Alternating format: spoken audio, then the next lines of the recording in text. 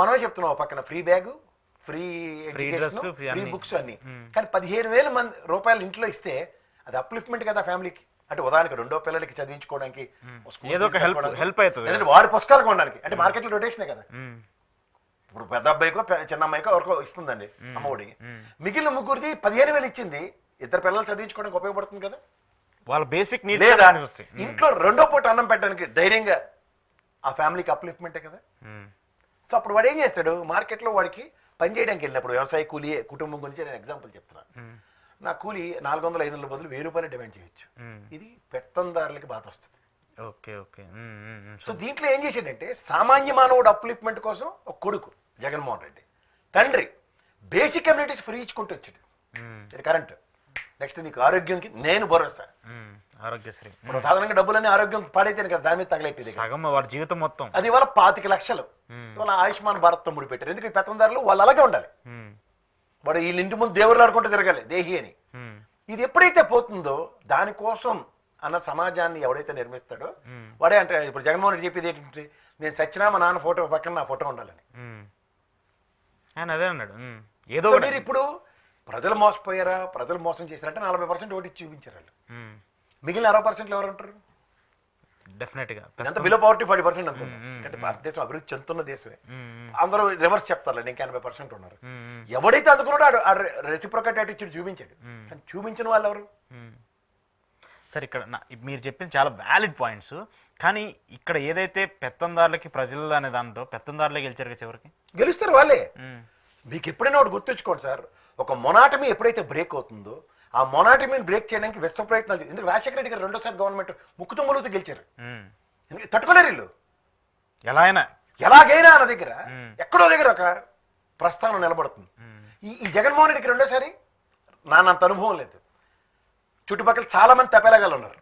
So దీని నుంచి ఏమైంది, ఆయన బోల్డ్ డేరింగ్ డాషింగ్ స్టెప్స్ అన్నిటికీ ఎక్కడికక్కడ పాపంతకాలు క్రియేట్ చేసుకుంటూ వచ్చారు. చుట్టుపక్కల ఉన్న వాళ్ళే. చుట్టుపక్కల అంటే వ్యవస్థ మీకు అర్థమవుతుందో, ఒక బ్యూరోక్రాట్ వ్యవస్థ. ఏ బాబు తెచ్చి మొత్తం ప్రజలకే పెట్టమా, బడ్జెట్ అంతా లేపేసి ఇచ్చేస్తున్నాడు. డెవలప్మెంట్ లేదని అని చెప్పేసి డెవలప్మెంట్ లేదంటే కనబడుతుంది డెవలప్మెంట్, కానీ చెప్పకుండా నిరోధిస్తున్నారు ఎక్కడికక్కడ.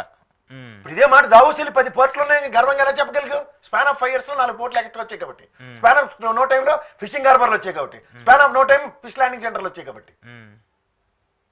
పెట్టుబడులు రాలేదని ఇక్కడ ఈ తెప్పలగలకి చెప్పడం వేరు. అక్కడికి వెళ్ళి వేదికలో మేము పెట్టింది లాస్ట్ టైం ఉంది కదండి, మీరు how come you Q deliberations అంటే వీళ్ళు ఇక్కడ ఏంటి చూపిస్తారు.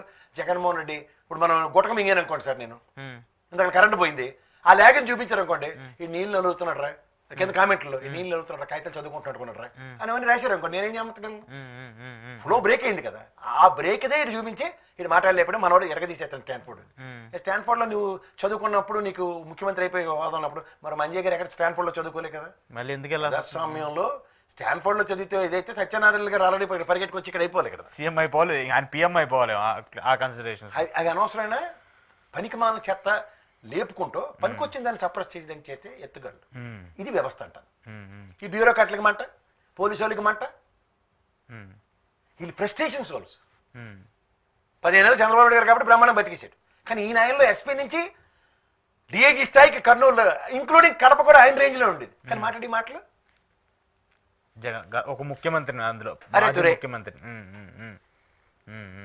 అందులో కూడా ఒక సామాజిక వర్గానికి సంబంధించిన ఒక మీటింగ్. అంటే నీకు అదే చెప్తున్నాను, ఈ క్లాస్ వార్లో సామాజిక వర్గం అనగానే ఎక్కడ నాకు తెలిసి కమ్మకంలో ఎవరు కాపని అనరు, కానీ రెడ్డి కులస్తులు కాపనే జమ కడతారు రాయలసీమ అంతా. అవును, సంచేత వీళ్ళు క్లాస్ వారు అలా చూపించేసుకుంటుంటారు, వాళ్ళని హై ప్రియార్ చేసేసుకుంటూ. కన్సాలేట్ అయితే రెండు కలిసిపోతే ఎవరేం చేయగలరు? కన్సాలేట్ అయితే సో ఆ మిస్టేక్ కన్సల్టేషన్ కూడా లెక్క చెప్పనా, నాకు నాగేంద్ర మిత్రుడు ఉన్నాడు, మంచి మిత్రుడు, ఆ సామాజిక వర్గం మళ్ళీ అతను, బట్ జెన్యూన్ పర్సన్, భలే చెప్పాడు లెక్క. సరే మనం ఎలక్షన్ చూసుకుంటే 40% జగన్మోహన్ రెడ్డికి వచ్చిందన్నారు. మేము దగ్గర ఇప్పుడు కొత్త లెక్కలు తీయట్లే కానీ పాత లెక్కలతోనే సమాయిస్తున్నారు మనకి 2011 స్టాటిస్టిక్స్. ఇప్పుడు దగ్గర 25-27% ఉంటారు కాపులు. అవును,